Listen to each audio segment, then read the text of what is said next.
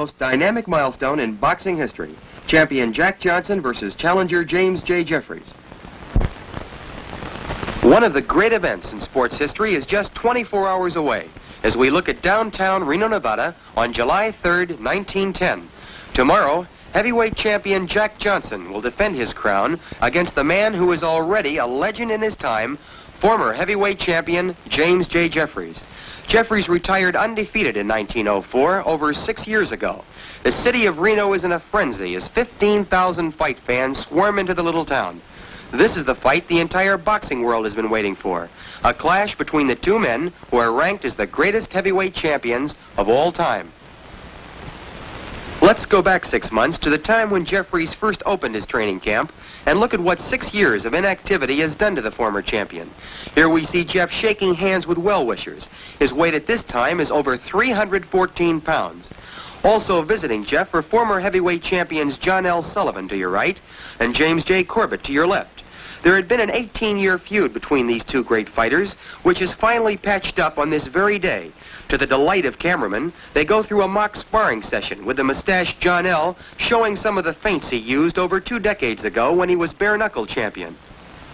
A final handshake ended all of the bad feeling between the two. Let's go back in time 3 more years to 1907, when Jeffries, in vest and long shirt sleeves, was introduced at the Burns Squires Championship fight. Jeffries weighed 334 pounds. Now you can see the almost impossible job Jeff had getting back to his fighting weight of 220. We're seeing the stadium being built, which will feature the biggest sporting event of the century. This is the first time in pugilistic history that an arena has been built specifically for one special prize fight. The promoter is the fabled Tex Rickard, who paid $120,000 in gold to capture this sporting plum. It's now July 1st, just 3 days until Jeffries and Johnson enter the ring. Unbelievably, you are looking at a 226-pound Jim Jeffries. Jeff has done what many experts had predicted was virtually impossible.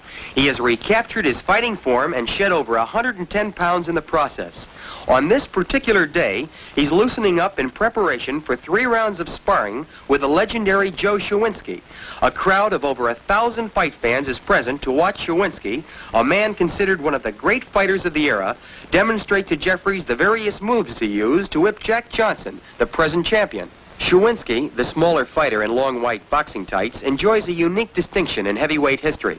Not only did he hold Jeffries to a 20-round draw, a remarkable feat considering that Jeffries has never been beaten, but in addition, he knocked out Jack Johnson in 3 rounds back in 1901, which places Shawinski in a category with the great fighters of the period.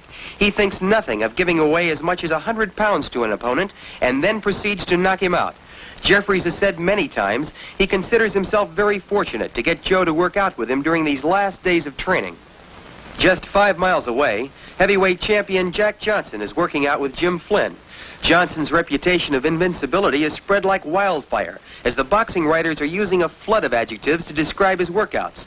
The great Johnson, the unbeatable Johnson are but a few of the quotes which have been written each day.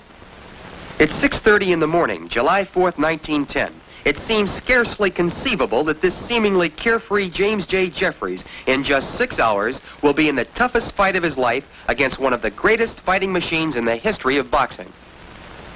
At the same time, champion Johnson takes his morning constitutional. Now at 9 o'clock in the morning, the trains are arriving every half hour, bringing fight fans to see the match that has been billed as the Battle of the Giants. No sooner does one train unload when the next one pulls in jam to capacity.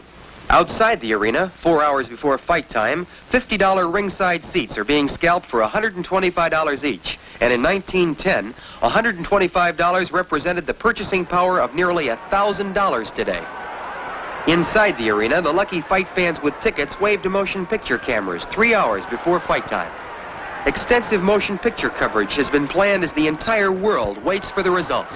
20 minutes before fight time, the light heavyweight champion of the world, Philadelphia Jack O'Brien, is introduced to the packed stadium.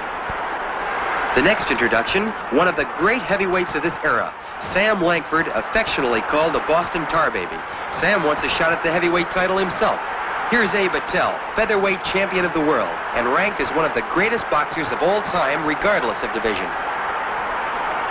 But the man who gets the finest ovation is bare-knuckle champion Jake Kilrain. Fans will never forget Jake's 75-round fight with champion John L. Sullivan. At exactly 3 minutes to 1, a hush settles over the stadium as champion Jack Johnson makes his way through the crowd.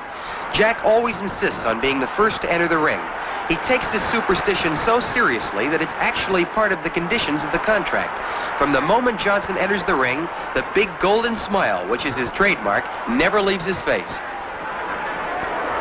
A grimly determined Jeffries enters the ring 4 minutes later.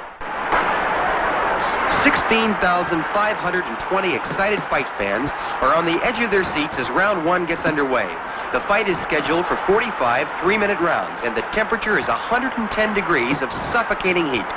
Champion Johnson is in brilliant physical condition, weighing 212 pounds. Jeffries, at 226 pounds, is fighting at the same weight at which he last defended the heavyweight championship in 1904 against Jack Monroe. It was a tremendous task for Jeff to get himself into the rock-hard conditioned fighter he is today.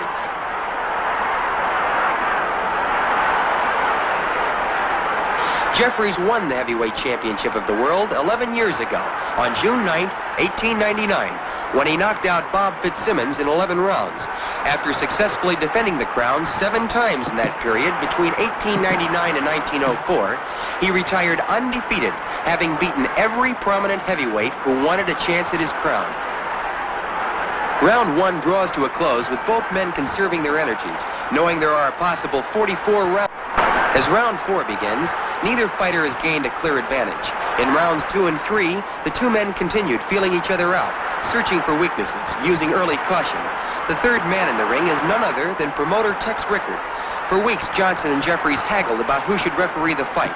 Rickard attempted to solve the problem by asking the President of the United States, William Howard Taft, to be the referee. When President Taft declined, Rickard then sent a wire to the famous British author of Sherlock Holmes, Sir Arthur Conan Doyle, who also respectfully declined. Finally, Rickard, who has never refereed a prize fight in his life, nominated himself as the third man in the ring. While he was in training, champion Johnson had read the glowing accounts of the giant-like strength of Jeffries. It said that no man living can tie Jeffries up in close. When Johnson heard this, he said that he was not only going to tie Jeffries up in the clinches, but that he was going to actually twist Jeff's arms behind his back in order to completely neutralize the strength of the challenger. Johnson lands a stinging overhand right, which is the best punch of the fight thus far, and round 4 comes to an end. We go into round 13 with the challenger Jeffries tiring badly. In rounds 5 through 12, Johnson has slowly but methodically worn Jeffries down with hard right uppercuts in the clinches and powerful lefts and rights to the body. The fight is definitely going the way Johnson has planned it. The champion is setting his own pace, letting the years of inactivity, the tremendous heat, and his own powerful punching slowly take their toll on the 37-year-old challenger. When Jeffries retired 6 years ago, Tommy Burns won general recognition as heavyweight champion by going around the world and defeating every heavyweight who laid claim to the crown. Burns lost his title December 26, 1908, just 2 years ago to Jack Johnson in Sydney, Australia, in a spectacular contest. Johnson returned to the United States and last year, in 1909, successfully defended his title against the middleweight champion of the world, Stanley Ketchel. This is Johnson's second title defense, and Jeffries is considered by far the most formidable opponent that Johnson has ever had to face. Both men are now feeling the effects of this tremendous heat, but it's the champion, Johnson, who definitely appears to be the stronger of the two. A smashing right hand by Johnson is followed by a jolting right uppercut. Champion Johnson is getting a $60,000 guarantee for this title defense, by far the biggest ever made to date. Jeffries' guarantee is $40,000, plus the astronomical figure of $75,000 for signing with Rickard for the fight. 1,500 never-say-die fans crashed over the fence when there simply were no more seats to be sold. In Rickard's financial breakdown of the fight, these same 1,500 crashers were listed as complimentaries. In the previous round, Johnson relentlessly pursued Jeffries all over the ring. Here in round 15, he rushes Jeff against the ropes and lands a hard right uppercut. He follows it up with 3 left hooks, and Jeffries goes down for the first time in his entire professional career. The crowd leaps to its feet at the shock of what's happened. Jeff rises and gets hit with a smashing left hook, which sends him out of the ring. Jeff's chief second, with the help of a fan, lifts him to his feet.